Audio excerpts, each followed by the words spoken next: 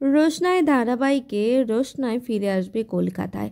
আরণ্যকের বাড়িতে যখন আরণ্যক আর গৌরীমা নিজেদের নতুন জীবন শুরু করার সকল প্রস্তুতি গ্রহণ করবে, সেই মুহূর্তে কিন্তু রোশনাই ফিরে আসবে।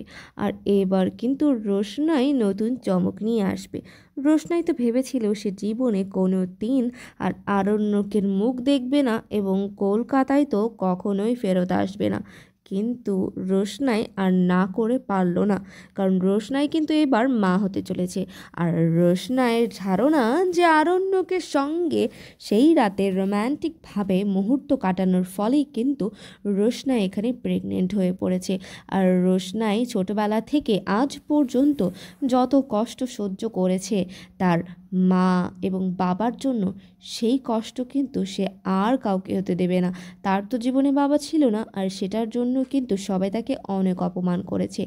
এবার যেন তার নিজের বাচ্চাকে বাবার পরিচয় ছাড়া বড় হতে না হয়, সেজন্য কিন্তু আরণ্যকের বাড়িতে এসে নিজের বাচ্চার অধিকার আদায়ের চেষ্টা করবে রোশনাই।